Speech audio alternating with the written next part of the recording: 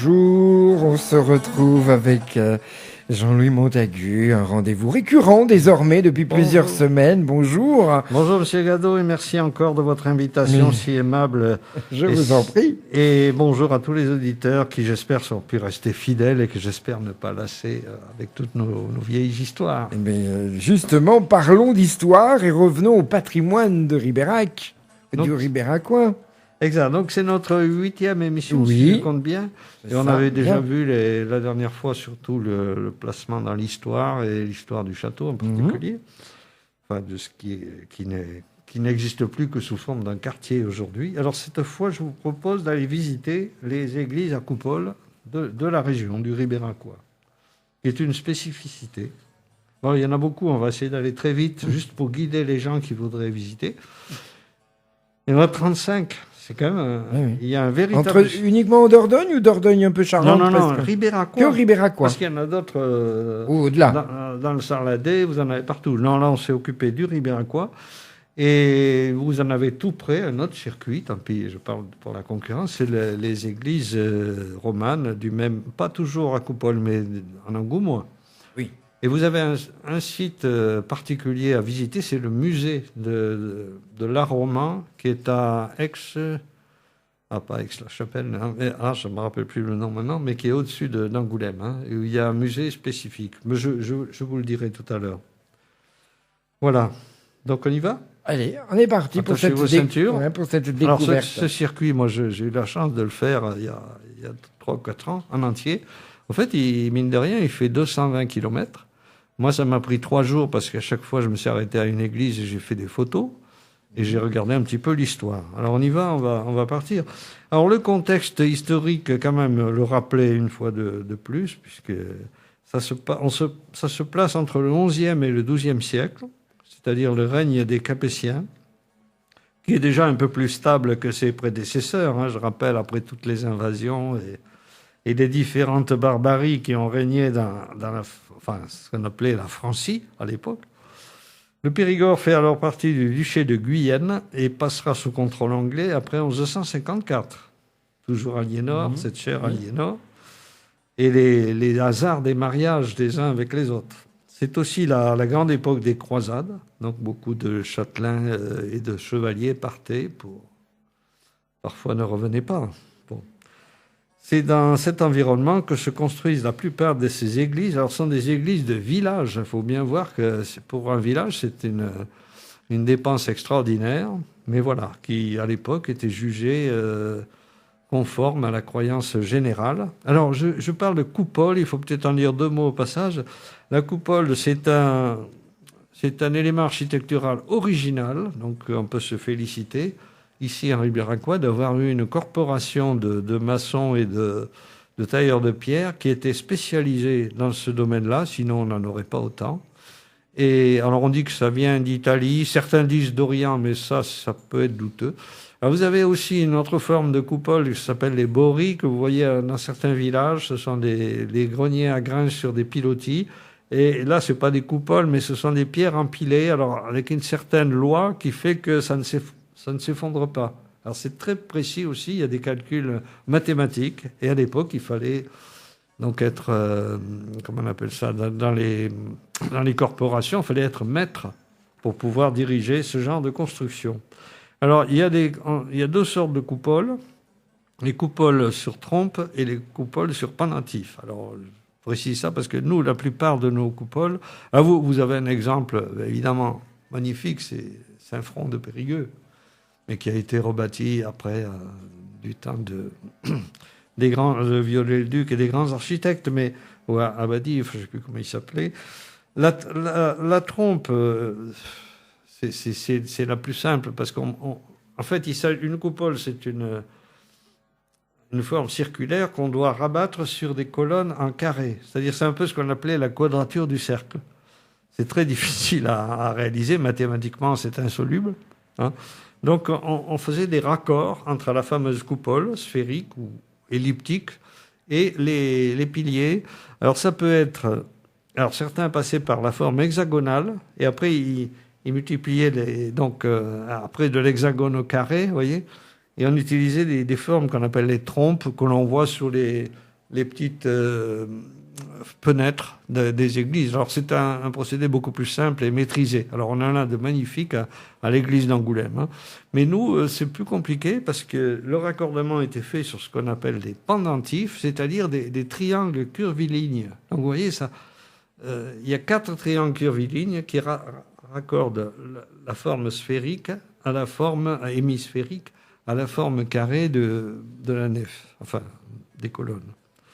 Voilà, donc ce sera la plus répandue en France, mais elle demande des connaissances techniques, des conceptions géométriques évoluées et demande une taille de pierre très spécifique. Voilà, alors je veux pas vous... Alors elles ont résisté, il y a eu les guerres de religion, et on voit que tout ça a résisté, alors qu'autrefois, avant, c'était une charpente qui portait la toiture de la nef, et souvent, malheureusement, les charpentes terminaient dans le feu. Donc voilà. Alors parmi les églises à coupole dont on va regarder la liste, il y en a certaines qui ont servi même de refuge de défense. C'est-à-dire qu'au-dessus, vous avez des créneaux et les gens... Parce que quand il n'y avait pas de château pour se défendre, il fallait bien trouver C'était ce bâtiment. Alors ils montaient au-dessus des coupoles, les habitants, et ils se défendaient de là-haut. Ils jetaient après l'huile bouillante, enfin... tout ce qui s'ensuit. Et comme on disait, ils montaient, ensuite ils enlevaient l'échelle. Comme ça, on ne pouvait pas les atteindre. Alors, on en voit de magnifiques exemples et je vais vous les passer en revue comme ça rapidement. On y va ? Allez, c'est parti pour le voyage. Première, alors on fait le circuit tel qu'il est défini par l'Office du tourisme sur un dépliant que je crois M. Mazière ou M. Pichardy avait conçu à l'époque et qui, au fond... Alors, Ribérac, la collégiale Notre-Dame, qui démarre... en l'an 1200, enfin, on dit en l'an 1000 la première, mais bon, les traces qu'on a, c'est de 1200. Et c'est une collégiale des bénédictins du prieuré du Chalard. Alors, j'avais expliqué dans l'histoire que c'était le prieuré qui vivait sur le droit de passage par ce qui n'était pas encore un pont, par le bac. Alors, il y a des beaux restes, et en particulier, bon, alors, il faut dire que comment on appelle ça, le plafond en bois, lui, ça date du 19e siècle, les peintures. Mais il y a une visite qui est possible sur Internet. Il y a un site où on peut la voir à 360 degrés, qui est très, très bien fait. Alors, vous avez ensuite Saint-Pierre-de-Faille. Restons dans les églises de Ribérac. Alors, Saint-Pierre-de-Faille, c'est surtout son portail, qui vaut la peine. C'est une église, par contre, toute simple. Donc, je passe aussi. Vous avez Saint-Martin de Ribérac, qui était l'autre paroisse. Alors là, c'est une église du XIIe siècle, restaurée au XIXe. Vous avez 2 grandes coupoles qui méritent aussi d'être vues. Cette église, elle ne paye pas de mine, mais l'intérieur est, moi je trouve, impressionnant dès qu'on rentre à l'intérieur. Donc c'est une file de 2 coupoles. Et vous avez aussi, j'ai oublié de le dire, mais on ne peut pas la visiter, c'est Saint-Martial, qui était la 3e paroisse. Donc il y avait les 3 paroisses, Faille, Saint-Martin et Saint-Martial. Alors Saint-Martial, elle doit avoir un intérêt, mais personnellement, je n'ai jamais pu la visiter parce que depuis qu'elle est en travaux, ça fait des années, on n'a pas pu y accéder, sauf visite exceptionnelle de la Chape. On va continuer, à 5 km de là, on arrive à Siorac de Ribérac. Alors là, c'est une église forteresse. Alors, je signale aussi qu'il y a 5 églises, ou 4 églises, où quand on rentre, vous avez un son et lumière. C'est-à-dire que ça a été conçu comme ça, et très bien fait. C'est-à-dire, vous entrez, vous avez un éclairage progressif qui vous guide d'une coupole à l'autre, et avec un fond d'accompagnement musical, et vous pouvez... Bon, il n'y a pas un commentaire enregistré, mais vous pouvez vous-même vous plonger dans une atmosphère remarquable. Alors, vous avez l'église de Siorac qui en fait partie. C'est une église forteresse dédiée à Saint-Pierre, qui date du XIIe siècle, fortifiée au XIVe. Il faut voir à l'époque, effectivement, la fortification des églises, due à l'absence de châtelains ou de châteaux proches. C'était la seule... alors vous avez de très belles... je trouve celle de Siorac qui est assez remarquable. Bon, toutes d'ailleurs, mais certaines peut-être un peu plus que d'autres. À 7 km de là, on arrive à Vanxin. Alors, bon, c'est un circuit qui n'est pas... On ne suit pas les nationales, hein, c'est un circuit un peu tortueux. Alors, Vanxin... c'est l'église Notre-Dame de la Nativité, élevée au XIe siècle et récemment restaurée, tout récemment d'ailleurs, qui est magnifique aussi. où vous avez une belle coupole. Alors, sur mon site Calaméo du circuit, chaque fois, vous avez droit à des photos. Hein. Vous pouvez visiter déjà virtuellement avant de la visiter en réalité. Bon, je crois qu'il y a eu pas mal de concerts. Elle a été depuis largement réhabilitée. Alors, chaque fois aussi, dans le diaporama, à chaque église, je donne le plan qu'a reconstitué Jean Secret. Alors, Jean Secret, c'est l'historien du Périgord. Je crois il me semble qu'il a été président de la Chape aussi, je ne sais pas. Mais... Probablement. Et on voit les parties du 12e et par époque, quoi. Il donne le plan avec la partie de chaque époque. Et effectivement, bon, parfois, il reste des traces du 12e siècle. Hein. On continue ? Bien sûr. Allez, on va à 10 km de là. On arrive à Saint-Vincent-Jalmoutier. Pareil, église romane du 12e siècle. Alors, dédiée à Saint-Vincent. Et avec une belle coupole, mais alors elle n'est pas tout à fait ronde. Elle est elliptique. Alors, on ne sait pas si c'est voulu ou pas, mais en tout cas, c'est intéressant. En plus, chaque fois, vous avez aussi, voilà, ici en particulier, à Saint-Vincent-Jalmoutier, vous avez des fresques. Enfin, on a redécouvert des fresques. Alors, c'est intéressant à les regarder. Là, je ne peux pas rentrer dans le détail, mais voilà. Faut y aller. On continue. 5 km, on arrive à Saint-Olé. Alors, Saint-Olé, c'est une église romane dédiée. Alors, Sainte-Olé, c'est Sainte Eulalie, voilà, qui était une martyre des Romains. Alors là, c'est intéressant surtout pour l'entrée et les chapiteaux, parce que dedans, il n'y a plus de coupole. Il y en avait, mais elles ont été remplacées par ce qu'on appelle les croisées d'ogives. C'est-à-dire, déjà, c'est des ogives, donc ce ne sont pas des formes romanes. Et quand on les croisait, ça évitait justement de faire ces coupoles si complexes. Et souvent, c'est la solution qui a été prise. On continue, il ne faut pas s'arrêter là. 4 km 500, souvent les gens connaissent mal, mais Chenaux, l'église Saint-Pierre et Saint-Paul de Chenaux, ancien prieuré qui dépendait de l'abbaye de Baigne. Elle est consacrée en 1100 par Renaud de Thiviers. Vous voyez, ça remonte quand même. Elle est très intéressante à voir, elle aussi, avec de magnifiques coupoles. Et il y a aussi, je précise, dans certaines églises, des éclairages qui les mettent en valeur, des éclairages indirects. Et c'est le cas à Chenaux. Je conseille la visite de Chenaux. On continue, tant qu'on est au fin fond du département. À 12 km et demi, on revient là. On arrive à Saint-Privat-des-Prés. Bon, qui ne connaît pas Saint-Privat-des-Prés, son église?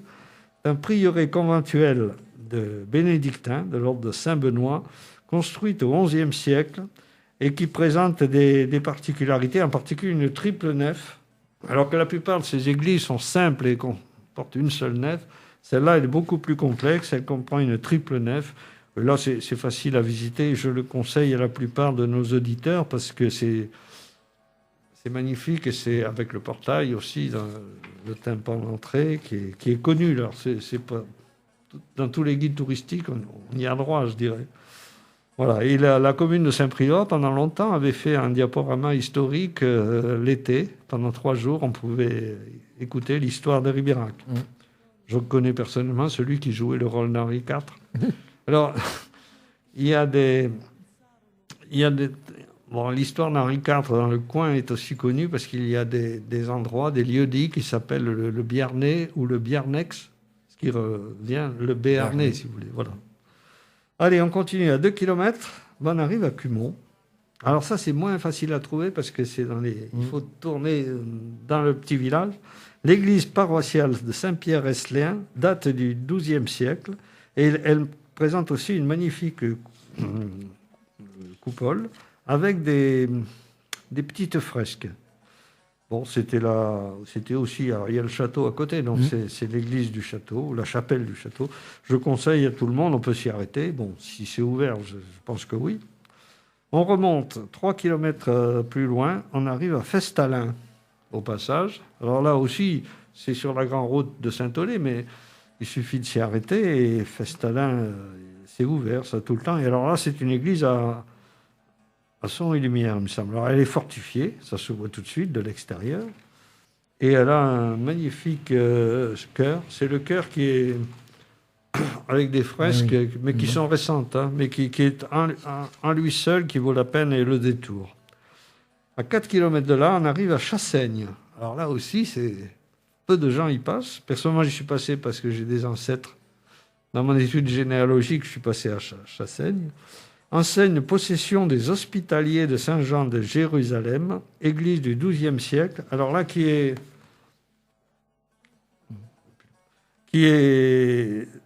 Enfin, on ne voit plus la coupole. Mais l'église, par sa simplicité, sa rusticité, je dirais, mérite un détour. Parce que parfois, on peut être séduit par les églises les plus simples. Ce n'est pas Notre-Dame de Paris. Hein. En tout cas, elle n'a pas pris feu. En tout cas. Bon, on arrive à 2,5 km à Bourg-du-Beau. Alors là, Bourg-du-Beau, qui ne connaît pas Bourg-du-Beau? Si, vous peut-être? Ah si, je connais. Alors là, c'est l'église du XIIe siècle à une seule coupole. Alors, suivant les églises, vous avez une, deux, la plus, c'est 4 coupoles, je crois, à Cherval, on va y passer. Alors là, c'est du XIIe siècle. Alors, elle aussi, il y a son et lumière, elle est remarquable. Et il y a des fresques qu'on peut voir. La coupole, par contre, a une forme un peu bizarre. Elle est ni elliptique ni ronde, mais bon, elle est adaptée au mur. Donc, ça aussi, ça prouve qu'il y avait des bricoleurs qui intervenaient. Des maîtres tailleurs de pierre. À 2,6 km, Combéranche. Alors là, c'est plus difficile à visiter parce que ça sert maintenant de local municipal. Mais l'ancienne église donc, ne se visite pas. Par contre, il reste la chapelle de la commanderie de Saint-Jean de Jérusalem, qui est l'église carrée qui est en bas. Alors, l'église est en haut et l'autre chapelle, la chapelle est en bas, près de l'eau. Elle est installée dans le bourg dès le XIIIe siècle. Là, il faut voir les spécialistes de la commanderie. Il y en a ici, mais moi, je n'en suis pas. On remonte 3 km de là, à Le Mans. Ah, Le Mans. Mais personne... alors, non, il faut demander la clé. Mais il y a quand même 2 coupoles magnifiques. Et c'est juste à côté du manoir qu'ils sont en train de restaurer, qui s'appelle le Lot d'Allemand. Donc, on va retomber ça sur une famille bien connue, de nobles. D'ici. Voilà. Bon, on continue? Bien sûr. Pourquoi s'arrêter? À 6 km de là, on arrive à Saint-Paul-d'Isonne. Ah, Saint-Paul-d'Isonne. C'est tout en haut, là. Alors là, c'est surtout l'église paroissiale Saint-Pierre-Saint-Paul du XIIe siècle, mais qui a surtout une particularité, c'est ce fameux plafond, mais qui doit dater, je n'ai pas l'époque, là, il doit dater du XIXe siècle. Il avait été repeint et il est en train d'être restauré. Un magnifique plafond à visiter absolument, et peut-être à encourager, parce que je pense qu'ils ont dû faire appel aux dons, mais ils ont gagné un prix. Ils ont gagné un prix à l'été 2020. Et le prix Et c'est 5 000 €. C'était pas le loto du patrimoine, non? Non, c'était pas le loto du patrimoine. Non, oui, enfin bon, ça prouve que c'est un centre d'intérêt. Un concours, oui. On continue. Lusignac. On arrive à Lusignac. Là, il faut remonter un peu plus haut. C'est-à-dire on est aux frontières de la Charente, Lusignac. Alors là, on arrive à l'église Sainte-Trope, datée du XIIe siècle, avec des renforts. Alors là, elle est visiblement fortifiée aussi, du XVIe et du XIXe. Là aussi, alors je ne suis pas sûr qu'il y ait beaucoup de... Oui, elle n'est pas facile à visiter, d'ailleurs. Alors Sainte-Trope, c'était le saint qui a évangélisé la région jusqu'à Sainte, c'est-à-dire qu'il est remonté. Et à Sainte, c'est quand même exceptionnel, je suis allé voir, vous avez le mausolée de Sainte-Trope, qui est un mausolée du 7e siècle, qui est en dessous d'une église, dans une crypte magnifique, qui vaut la peine d'être visitée. On continue, 5 km plus loin, à Saint-Martial-Vivérolles. Alors là, église forteresse, alors là c'est magnifique, c'est immense, c'est très grand, elle a 2 coupoles, et elle a, là aussi on a un son et lumière magnifique. Elle a été citée dans les échanges entre les évêques de Limoges et Périgueux, parce qu'on devait se disputer un peu la propriété, parce qu'à l'époque l'église avait aussi des biens, des biens matériels, puisqu'elles avaient des propriétés qu'elles exploitaient, ce qui a permis d'ailleurs pour beaucoup de les construire. On continue à 7 km, Nanteuil-de-Bourzac. Ah, attention, parce qu'il y a 2 églises à Nanteuil. Il faut prendre la bonne. La bonne, c'est celle qui est dans le village en bas, parce qu'il y en a une autre plus haut, mais qui est beaucoup plus récente, qui vaut aussi le coup. Mais là, c'est un ancien prieuré bénédictin. C'est-à-dire quand même que cette confrérie était très installée à l'époque, du XIIe et du XVIe siècle. Et là, vous avez des choses étonnantes. Enfin, bon, je passe sur des bas-reliefs, des chapiteaux qui méritent le détour. Et je crois qu'il y a une coloration aussi qui est restée, vaguement rouge, ocre. de certaines colonnes. Et au passage, on peut admirer la motte féodale de la chapelle Grésignac et les restes, alors les restes minimes de son église Saint-Jean, il reste. Et là, mais c'est une vraie. Il reste deux chapiteaux, quoi, deux arceaux. Et c'est quand même une motte féodale quand on la voit de loin qui est absolument remarquable. Alors, quand on pense au travail qu'il a fallu pour le. Il y en a une autre à la Tour Blanche aussi, mais c'est pelleté qu'il a fallu parce qu'à l'époque on travaillait à la main pour construire un tel volume, c'est remarquable. On continue. On arrive à Couture. Ah, la petite église de Couture, église romane du XIIe. Là aussi magnifique parce qu'elle a été aussi restaurée de magnifiques coupoles. Il y en a deux et très bien éclairées surtout. Ça vaut vraiment le coup. Alors Couture maintenant c'est une commune plutôt britannique, je dirais. Mais quand il y a leur fête annuelle, ils nous font visiter, c'est absolument remarquable. Allez, on va un peu plus loin cette fois. 14 km, on arrive à Vendoire. Alors, je m'excuse, hein, c'est le plan du circuit. C'est pas forcément rationnel d'un point de vue guide Michelin, par exemple. Hein. Il vous conseillerait pas ça, mais moi, j'ai suivi bêtement le trajet. Vendoire, l'église paroissiale Notre-Dame de l'Assomption, date du XIIe siècle. Alors là, malheureusement, l'église en elle-même n'a pas grand intérêt. D'ailleurs, elle n'a pas de coupole, elle n'a que des poutres. Mais c'est le portail qui, lui, est d'époque et qui vaut le coup d'être regardé de près. Tant qu'on y est, à 2 km de là, à Champagne, l'église paroissiale Saint-Martin de Champagne. Là aussi, il n'y a plus les coupoles, on n'est plus que sur croisée d'ogives. Mais ça vaut quand même le coup de voir les murs. Enfin, la partie entrée, en tout cas, date du 9e. Ça va du 9e au 12e siècle. Allez, on continue. 8 km de là, et là, c'est Cherval. Ah, Cherval. Il faut, quand on va vers Angoulême, il faut s'arrêter à Cherval, parce que là, on a 4 coupoles sur pendentif. Et c'est magnifique, et c'est très bien conservé, du 12e siècle. C'est monumental. À 10 km plus loin, on arrive à Bourg-des-Maisons. Alors là, il faut détourner de la route parce que ce n'est pas très connu. Et là, on arrive à une église du XIe siècle avec des peintures du XIV et du XVe. Alors là, on a des fresques, des belles fresques qui sont ressorties et rénovées en ce moment et qui continuent à l'être. Ça vaut le déplacement. Ce n'est pas connu, hein, Bourg-des-Maisons. Moi, j'ai découvert comme ça. 4 km plus loin, vous avez Cercle. Alors, c'est l'abbaye Saint-Cybard, dès 1140. Alors, vous avez c'est surtout la partie entrée qui est du XIIe siècle. Mais vous avez des magnifiques chapiteaux. D'ailleurs, je crois que c'est là que se tiennent l'itinéraire baroque, le centre de réunion, le noyau se réunit autour de Cercle. Et c'est là qu'ont lieu les premiers concerts. Enfin bon, ça, je n'y vais pas à chaque fois. À 11 km de là, les Guillac de Cercle, puisqu'on est à Cercle, les Guillac de Cercle. Dommage, la clé n'était pas facile à trouver parce qu'elle était entre les mains d'une infirmière qui se balade, il fallait attendre qu'elle revienne. Mais là aussi, c'est une nef à 3 coupoles, un magnifique clocher et un avant-chœur du XIIe siècle. Il y a eu des fortifications ajoutées au XVe siècle. Cette église est monumentale et mérite le détour. On ne s'arrête pas là. Tant qu'on y est, à 6 km de là, Possac. Possac-Saint-Vivien, l'église Saint-Timothée de Possac, XIIe et XIIIe siècle. Celle-là, si on peut avoir la clé, bien sûr, elle est remarquable, avec 3 coupoles, absolument, dans un état merveilleux, quoi. Elles sont magnifiques.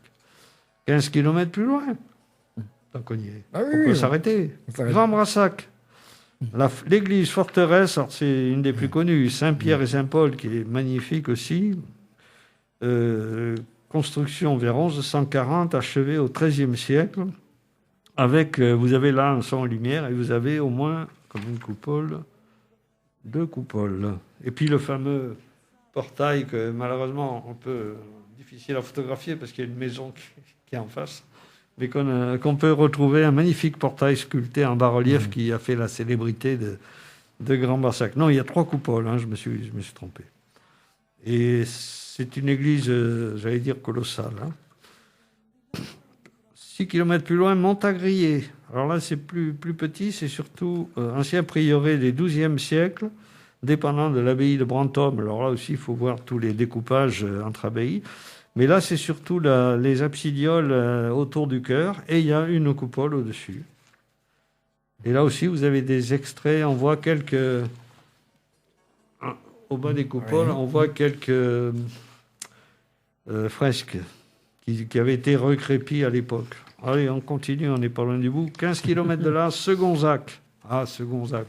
Là, c'est vraiment une petite église, il faut la voir de près. Elle a double nef, 11e siècle, agrandie au 15e et 16e siècle. Alors là, par contre, il n'y a pas de coupole. Mais ça mérite le détour, absolument. À 7 km de là, Saint-Sulpice de Roumagnac, du XIIIe siècle. Alors là, il n'y a plus grand-chose, c'est pas loin de Ribérac, là, par contre, il n'y a plus grand-chose de l'époque. Par contre, on a un magnifique orgue qui est une donation d'un organiste bien connu qui en a fait cadeau à cette commune, parce qu'il était de là, je crois. À 5 km de là, Saint-Pardoux de Dronne. Alors là, c'est pareil, il n'y a plus les coupoles, c'est des croisées d'ogives, mais vous avez un truc là, vous avez comment on appelle ça, du cuir de Cordoue là. J'ai oublié le nom technique, qu'on peut voir, qui est visible, qui est magnifique. Une espèce de coffre avec une décoration en bas-relief, si je peux dire, de cuir de Cordoue. J'espère que les spécialistes n'écoutent pas parce que je vais me faire incendier là. À 3 km de là, on arrive au bout, Douchat, des deux chats. Enfin, ça veut dire. Créé en 1178. Alors, il y a deux églises à Douchat. Il y a la récente et puis l'ancienne. L'ancienne, c'est la plus haut, là. Citée dans une bulle d'Alexandre III en 1178, avec une nef unique, 4 travées. Elle date du XIe et XIIe siècle. Et sur le côté, si on va voir de près, on voit les deux chats en bas-relief à l'extérieur de l'église. Mais il faut y aller. Moi, c'est des guides qui m'ont montré. Elle est intéressante aussi. J'ai fait des photos. Vous pouvez voir toutes les photos, bien sûr. À 6 km de là, Saint-Méard de Dronne, romane du XIIe siècle. Le clocher, par contre, est du XIXe. Mais surtout, vous avez ces fresques extraordinaires. Alors ça, je ne peux que vous conseiller d'y aller si c'est ouvert. Et là aussi. Parce que c'est un peu protégé, parce que le chantier n'est peut-être même pas terminé. Mais enfin, on a découvert ces fresques absolument magnifiques, fantastiques, qui impressionne dès qu'on y rentre à l'intérieur. Alors, vous avez une coupole. Là. Un peu plus loin, en remontant, on arrive à 3 km de là, à Saint-Victor, l'église de Saint-Victor. Une coupole aussi, récemment rénovée. Et ça vaut le déplacement. À 7 km de là, vous arrivez à Villetouré. Enfin, je fais des détours, mais je suis le guide. Moi. C'est l'église Saint-Martin, elle aussi assez. Il faut demander la clé, mais vous avez une magnifique coupole qui est restée en l'état du XIIe siècle. Et puis, je crois qu'après, retour à Ribérac. C'est ça. Et là, vous pouvez prendre un café parce que... Voilà, donc en plus. Le circuit total, c'est 226 km. Donc en un jour, c'est pas possible. Tel qu'on l'a fait en vélo, peut-être. Si, il y a des gens qui pourraient... En s'arrêtant, ça va être compliqué. Mais enfin, je crois qu'il y en a certains en voiture ont organisé le circuit des coupoles pendant un temps. Enfin, ils n'en prenaient qu'une partie. Oui, bien sûr. Parce que sinon, et comme ça passait par l'endroit où était le centre de l'association, ça permettait de rayonner. Et ça donnait un but au circuit. Je regrette une chose, c'est qu'il n'y ait pas, comme je vous l'ai déjà dit, de notice dans chaque église et le petit dépliant qui permet, quand on est dans une église, de dire tiens, il y a l'autre qui est à côté, de faire...